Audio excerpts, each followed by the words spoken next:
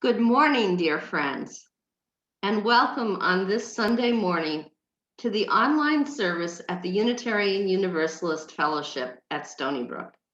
My name is June Cerveny, and I am happy to be your worship associate this morning, co-leading this service with Frances McGuire, a member of our fellowship. Our minister, the Reverend Margie Allen, is away from the fellowship for her annual vacation and study leave, and will return to us on August 18th and to the pulpit on August 29th. I'd like to offer a special welcome to anyone who is new to our fellowship, and I hope that you find among us inspiration for living and nourishment for your spirit. Unitarian Universalism as a living tradition has two commitments, one to freedom of belief, and second, to orientation toward inclusion, interdependence, and justice. You can find additional information about the 7 principles we strive to live by on our webpage at UUFSB.org. After we light the chalice this morning, Laura Lesh will offer us an 8th principle minute, commenting on the proposed addition to our 7 principles. At the conclusion of our morning service, we'll have a brief meet and greet coffee hour. And after this greeting time, we encourage you to join one of the small group chats by leaving the main meeting room and signing back into the small group chats meeting link on the webpage or the newsfeed. The pause in group chat during the summer that was announced last week was a little premature, and we are continuing our group chats for now. So refill your coffee and share some quality time with fellow members and new friends. The sound of the morning bell calls us now into the spirit of worship, asking us to open our hearts and minds to the gifts of being together here in this hour.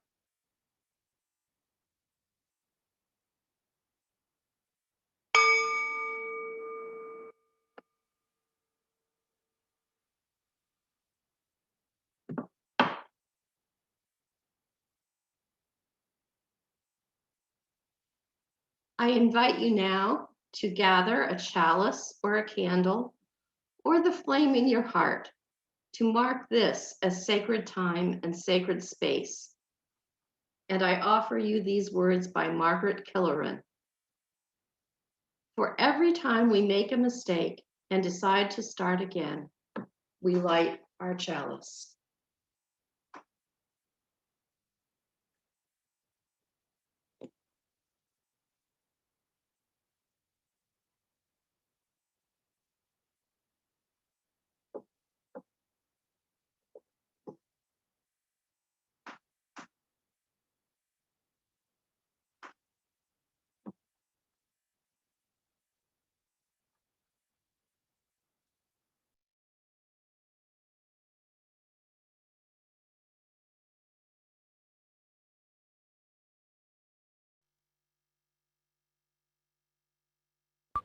Hi, my name is Laura Lesh, and I'm happy to be representing our UUFSB Racial Concerns Committee this morning with some reflections on the proposed 8th principle.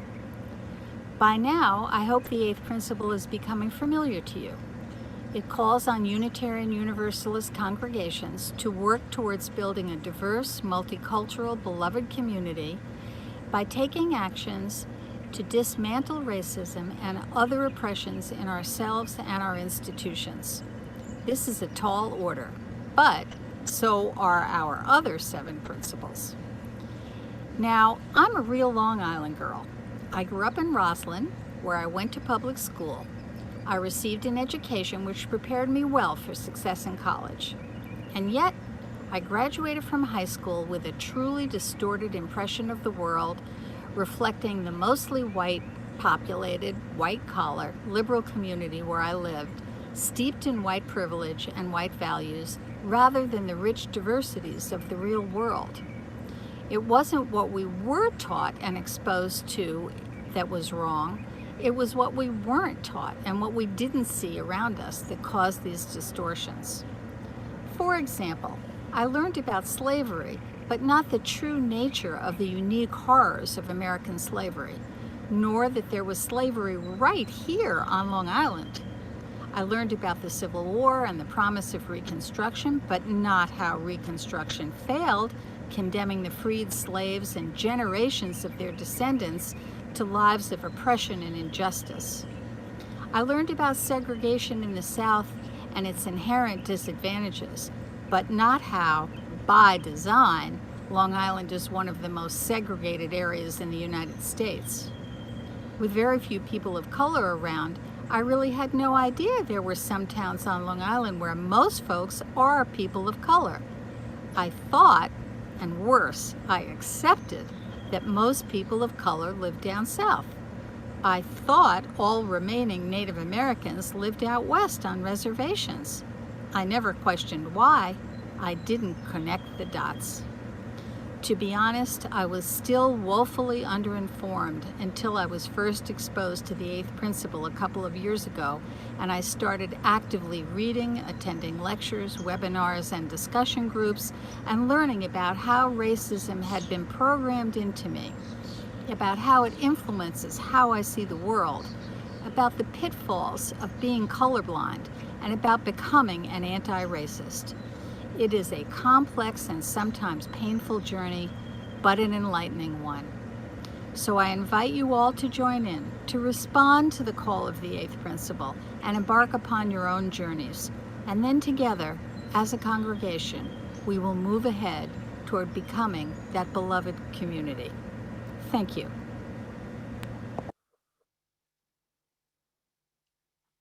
This morning, we continue our summer service series on the theme of making mistakes, living with mistakes, and learning to move on from mistakes. Our service leader this morning is Frances McGuire, a beloved longtime fellowship member. The first task Frances acquired after joining the fellowship was asking people to make coffee and do the flowers on Sunday morning. And if you stick around after that, you have to really want to. It wasn't long before she was cooking in quantity for the goods and services auction and for the 1890s fair. Lasagna for 150? Not a problem. Over the years, Frances has served in so many capacities, it is hard to list them all. She did the newsletter. She was on the In Other Words team, was a worship associate, served on the board of trustees, and was a founding member of the Pastoral Assistants. This morning, Frances will share some of her thoughts on the mayhem that mistakes bring into our life and how to respond. As we begin our worship this morning, we offer a series of blessings, beatitudes, as it were, written for us by Robin Tanner, and I've asked Frances to share them with us. Today, we share in a blessing for losers, risk takers, all failures far and wide. Blessed are they who fall in the mud, who jump with gusto and rip the pants, who skin the elbows and bruise the ego. For they shall know the sweetness of risk. Blessed are they who make giant mistakes, whose intentions were good, but impact has injured, who know the hot sense of regret and ask for mercy, for their hearts will know the gift of forgiveness. Blessed are they who have seen a D or an F or a C or any letter less than perfect, who are painfully familiar with the red pen and the labels as less than, for they know the wisdom of imperfect. Blessed are they who try again, who dust off, wash up, who extend a wish for peace, who return to the sites of failure, who are dogged in their pursuit, for they will discover the secret of dreams. Blessed are they who refuse to listen to the naysayers, for their hearts will be the houses for hope. please join in singing our opening hymn at 128, For All That Is Our Life. For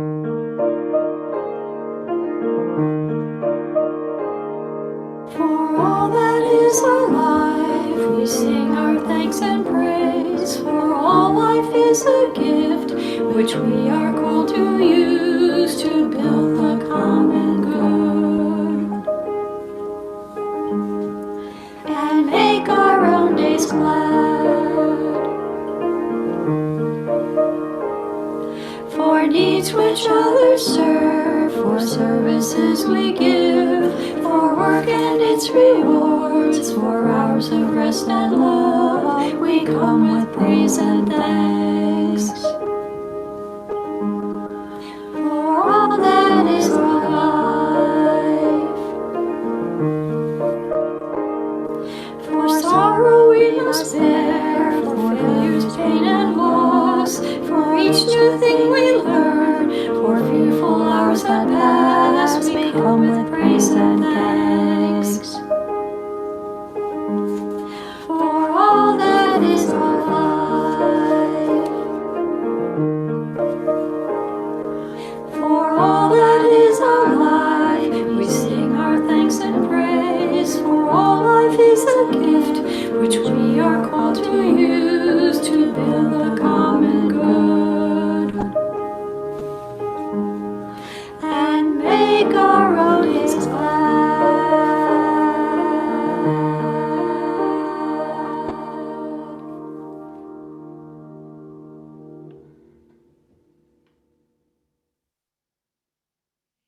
In a moment, we will enter into silence and we will contemplate a photo of a beautiful quilt created by Frances McGuire.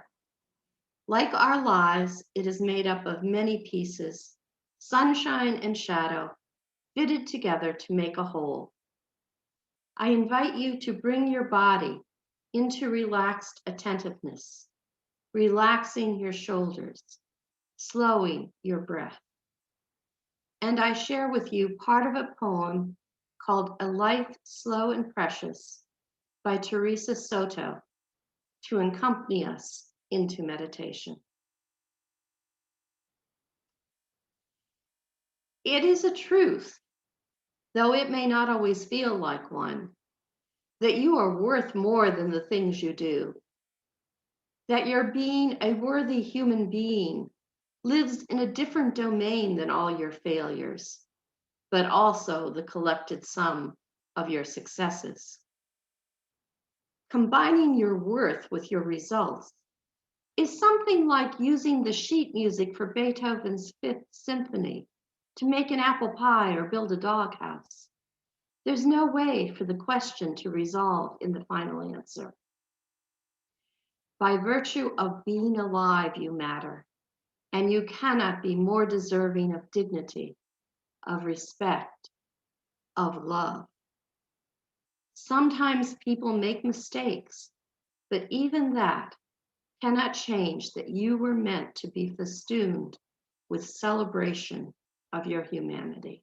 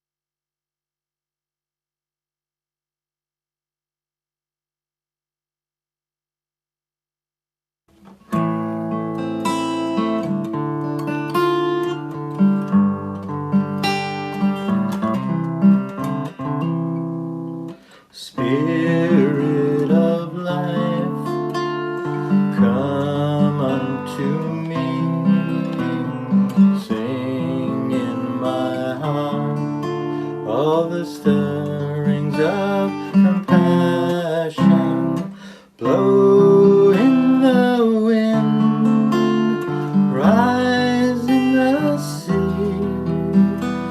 move in the hand, giving life shape of justice. Roots hold me close, wings set me free. Spirit of life, come to me, come to me.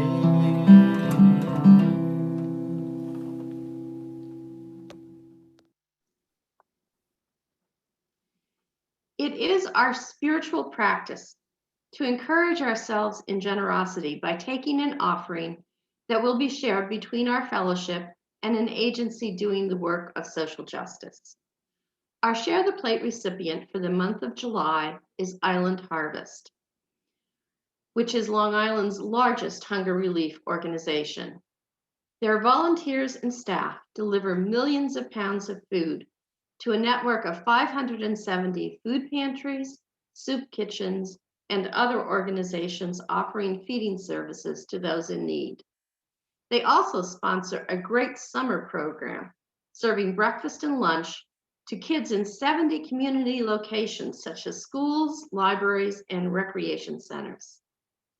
This program offers food at a time when the school lunch programs are not available. The library that I work in participates, and it's a wonderful thing. As families continue to struggle in this pandemic year, your contributions to this organization can make a real difference. You can use the link posted in the chat right now, or you can click on the donate button on our website at uufsb.org. During this time when we cannot take a collection in person, please continue to send in your very much needed pledge payments and contributions to social justice.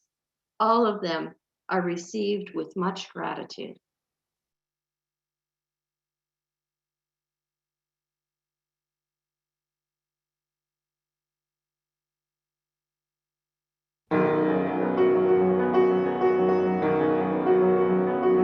Stop worrying where you're going. Move on. If you can help where you're going, you're gone. Just keep moving on.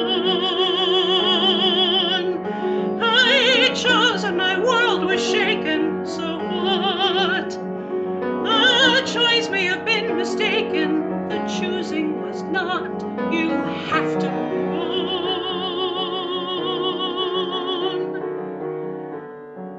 Look at what you want, not at where you are, not at what you'll be.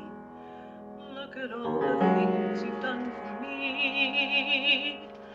Opened up my eyes, taught me how to see, notice every tree, understand the light, concentrate on now.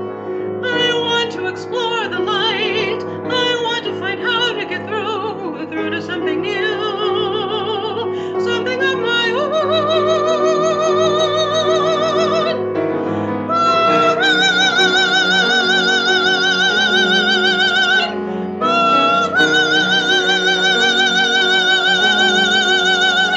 Stop worrying if your vision is new. Let others make that decision. They usually do. You keep moving on.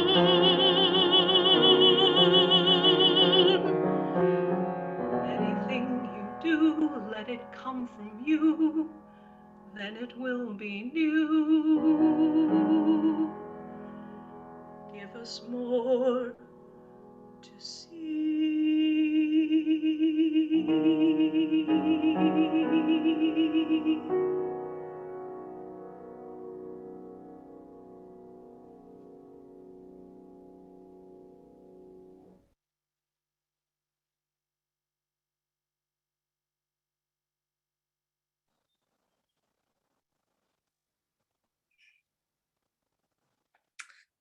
When I was asked to speak to this summer series on mistakes, I knew I had plenty of material. Just that day, I'd driven over to Tom Pelletier's home to make a bat house, an auction item from the 2019. I arrived, found myself alone in his driveway, only one plugged-in Prius in sight. After a short while, I called and learned, right place, wrong day. Oh, Maureen, I said, I make tons of mistakes every day. Most these days are negligible, thank goodness, but I've made my share. Mistakes run the gamut. When I was writing and contemplating the topic, I almost took a turn into the absurd, using gamete instead of what I intended, gamut. The difference between the written word and the spoken. Yikes. As Bonnie Hunter, a well-known quilter, said on her blog, people who don't make mistakes don't make or do anything. Quilting and cooking are things I'm known around the fellowship for, and they both lend themselves to a kind of mini adventure that might, in hindsight, be considered mistakes. However, that makes them personal and unique. My first food interest started when I was a kid and tasked to start dinner for my stepmother, who worked in Wall Street,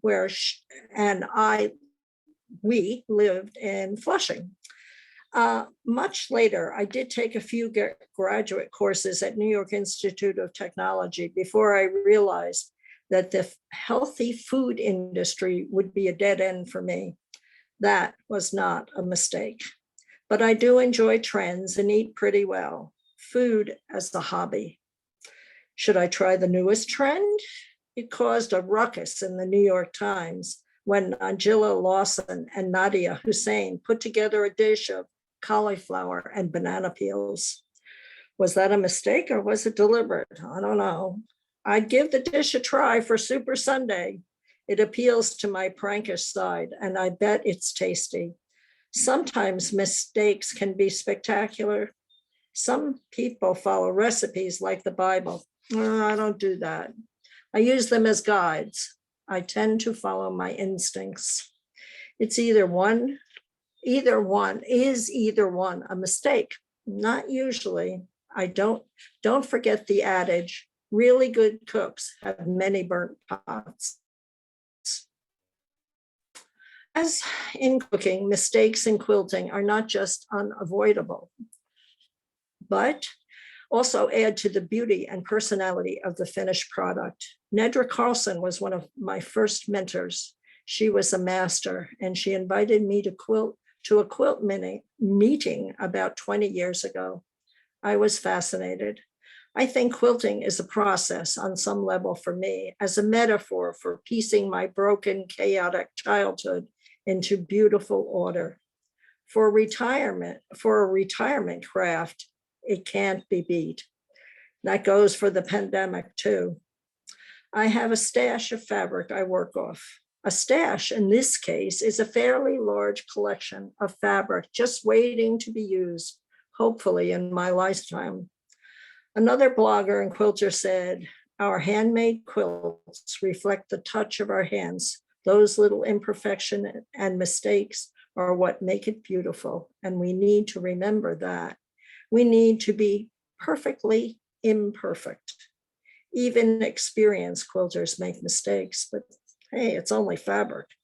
Nothing ventured, nothing gained, as they say. Take a chance. Without it, you get nothing. Who cares if you make a mistake if you're not married to it? There are so many things you can do with quilts that you deem a mistake. You can stuff them in a closet, take it apart, pass it on, or make something else. One bed quilt I put together last year was just plain ugly. So I broke it down into 3 size nicer quilts. Then there are always useful pot holders, table toppers, a myriad of things. Bonnie Hunter also said, don't cling to a mistake just because you spend a lot of time making it.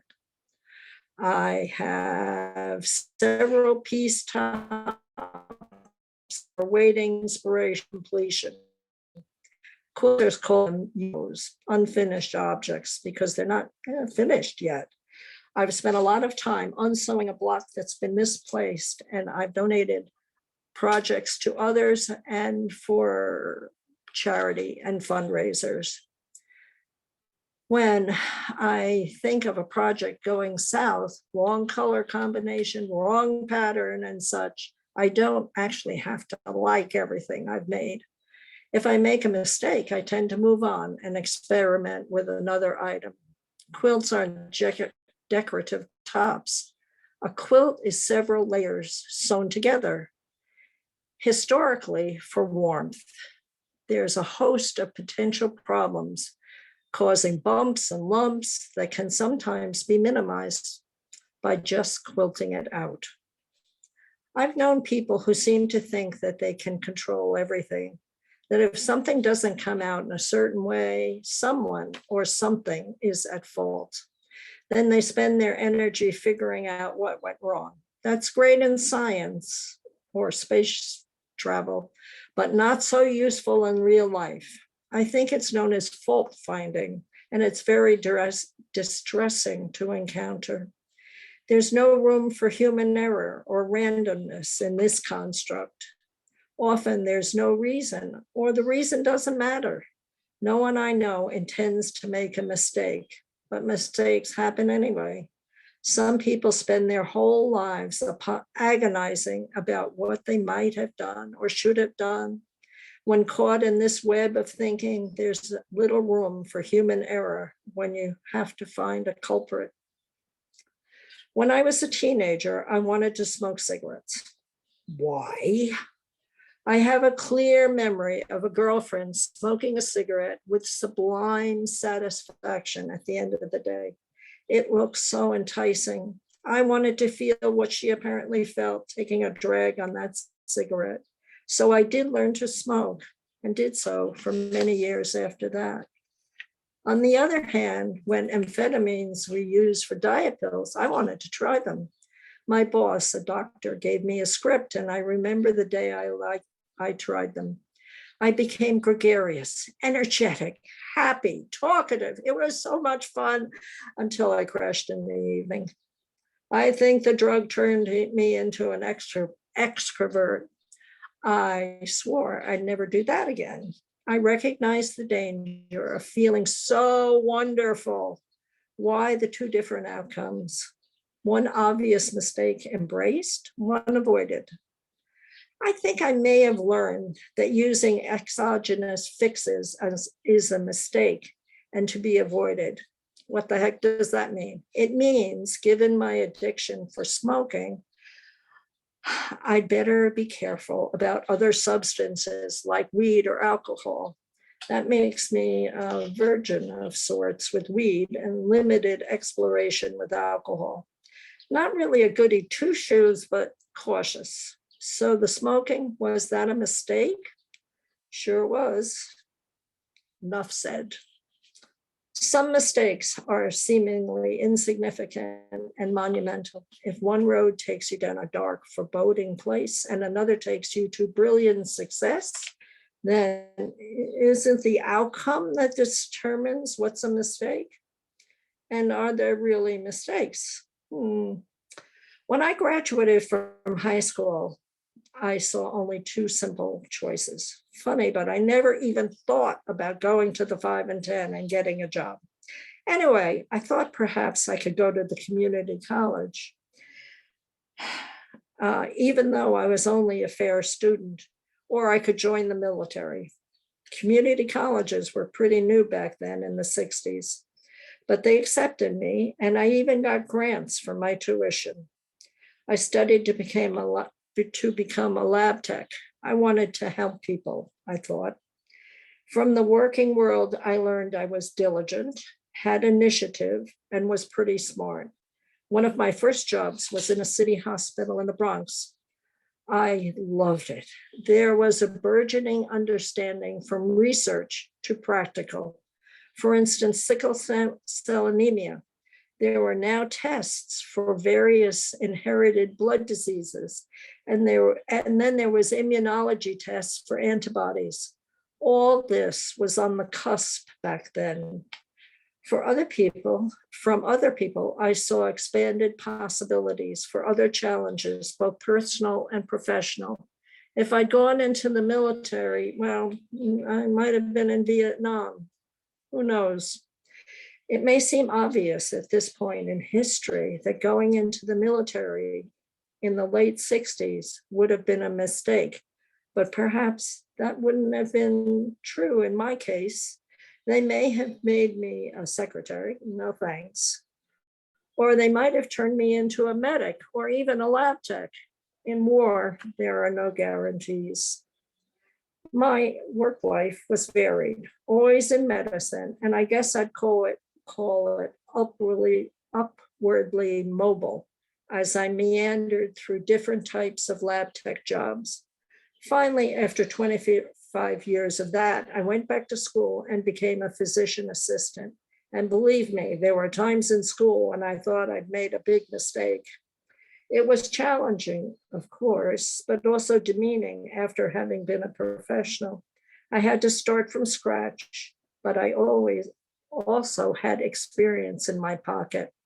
Next to all those 20-year-olds, I was a 40-plus year-old mother with a kid at home trying to balance work, study, and home. And the teachers and doctors talked down to me.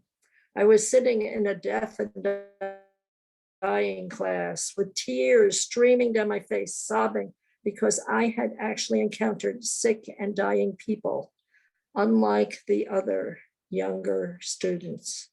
However, I graduated and found a fulfilling, exciting, enriching work in oncology, the field I wanted. I retired from a city hospital in 2011 after about 20 years. I started in a city hospital and ended in a city hospital. I could tell you why this is interesting, but time is short and stories are long. In 2011 was a big year for me in another way. I casually went for my mammogram 5 months late, and they found a tumor, plain as day, in my right breast, a spiked white mass on the mammogram. Dismayed, I knew what was ahead after a confirmatory biopsy, surgery, chemo, and radiation, the trifecta of cancer treatment. I haven't wasted much time on it, but what if I hadn't been late for that exam? It sure felt like a mistake seeing that mass, but just maybe 5 months earlier, it might have been too small to show up. Maybe it was better that I got the test late. Hand-wringing was never part of my plan. I set up for a lumpectomy as soon as possible, dealt with each step of the treatment.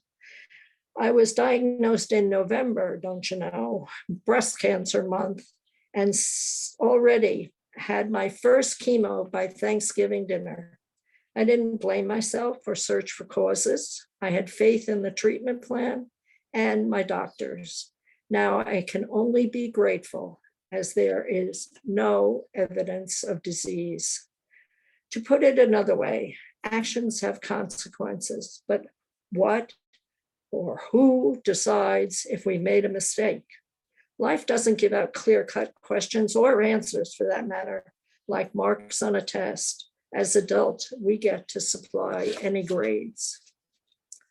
I would be remiss if I didn't say, get vaccinated against COVID-19 for yourself and for your family. I feel that not doing so would be a big, big mistake. And so it is with us all. We are all answerable to our own conscience and our own values and our own story about what the mistakes were in our lives. We can modify how we think, understand, and feel about them. So move on. Mistakes are the mayhem of life. The planned path becomes detours, convoluted, sometimes constrained, sometimes expanded. When you're acting like a mature individual, you determine the where, how, and why. You decide what was and wasn't a mistake. And why call the things you did or didn't do mistakes anyway? Appreciate what you've done and where you are. Amen. Please join in singing our closing hymn. Ours is a simple faith.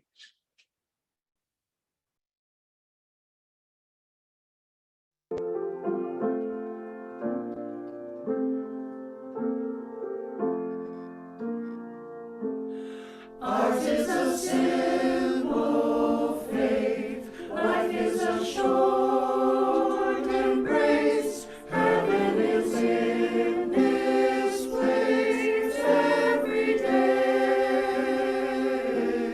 Hope is the ground we till. Make each day what you will. Thankful for dreams fulfilled every day. No room in this heart for fear, no judgment day drawing near. Trust that inner voice you hear every day. Life's not a goal or race, it's about heart and faith and living a life of grace every day. Ours is a simple faith. Life is a short embrace. Heaven is in this place every day. Hope is the ground we till. Make each day what you will. Thankful for dreams fulfilled every day. Trust is an open hand, making an honest stand, rooted here in the land every day. Living the mystery, seeking the harmony here between you and me every day. Ours is a simple faith. Life is a short embrace. Heaven is this place every day. Hope is the ground we till. Make each day what you will. Thankful for dreams fulfilled every day. Ours is a simple faith. Life is a short embrace. Heaven is in this place every day. Hope is the ground we till. Make each day what you will. Thankful for dreams fulfilled every day. Thankful for dreams fulfilled every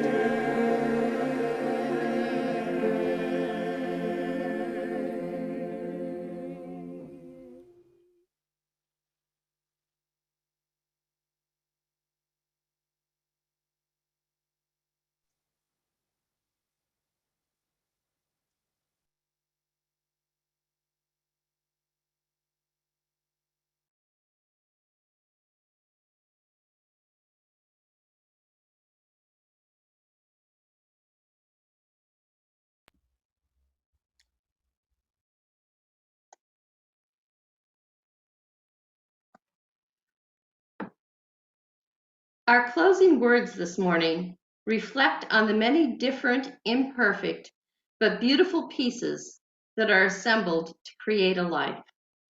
a poem called She Is As a Quilt by Karen Cassidy. She is as a quilt, soft from youth, threads unraveling. The squares and the pattern reveal her history. Dark at times, moments of light, blinding pain, and the incomparable color of hope. See the pictures shown in the patchwork squares, the one with the tears, the lonely figure walking the streets. That was the time when her world was lost. See the bird in the middle of that one? That is when she learned she could fly. The ship in the corner, that is when she found her soulmate. She is as a quilt, soft from use. She covers those she loves, warms them, protects them, comforts them, provides them with a soft place to land. She is as a quilt, soft from use. People come and see her imperfections. They pull at her threads, the tisk-tisk of their clicking tongues. They tell her to take better care, that she is looking worn. They pull at her threads and she unravels. She is as a quilt, soft from use and beautiful in her imperfection.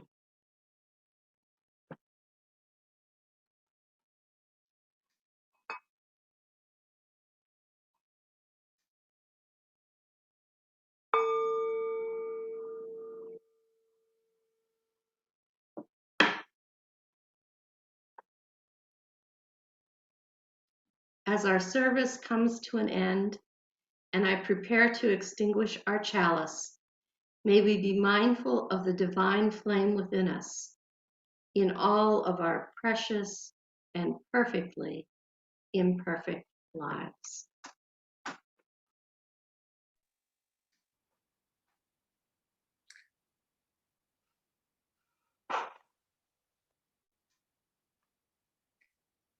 Our benediction this morning is by Ralph Waldo Emerson.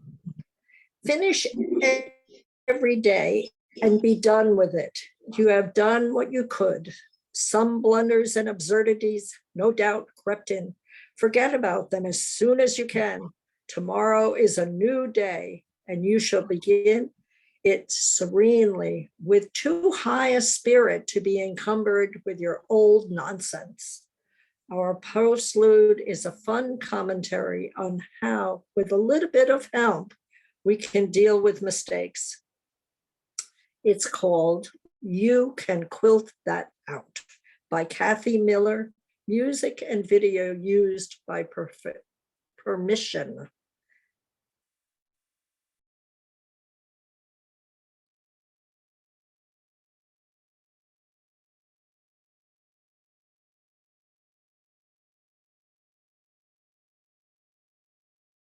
If I drop it off after work, can I wait for you to quilt it? Or should I come back this evening after bowling? I finished it today in a class of 27. They'll be here next week with Seminoling. The technique was kind of strange, but I did the best I could.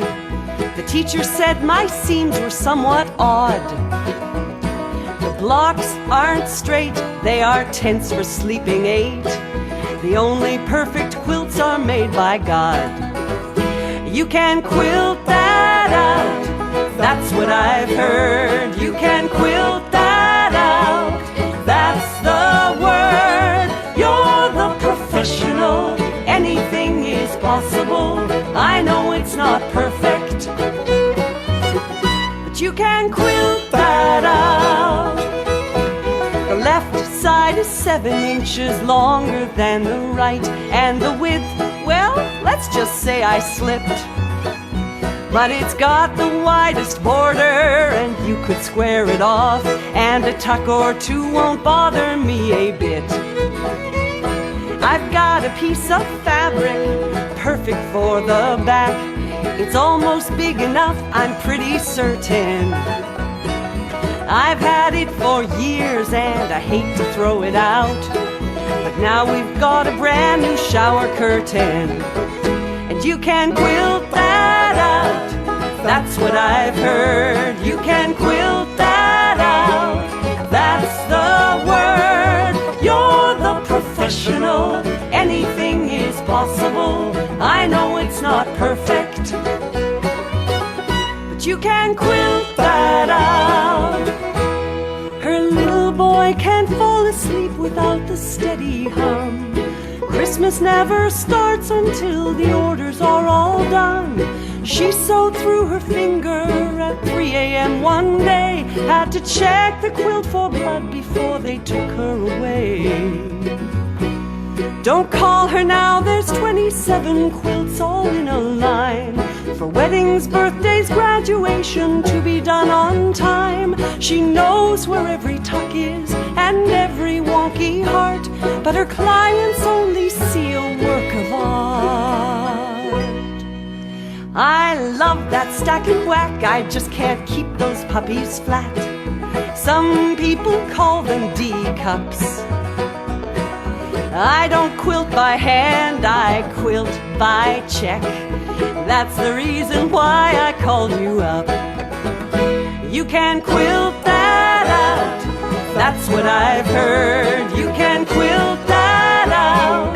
That's the word. You're the professional. Anything is possible. I know it's not perfect, but you can quilt that out. That's what I've heard. You can quilt that out. That's the word. You're the professional. Anything is possible. I know it's not perfect, but you can quilt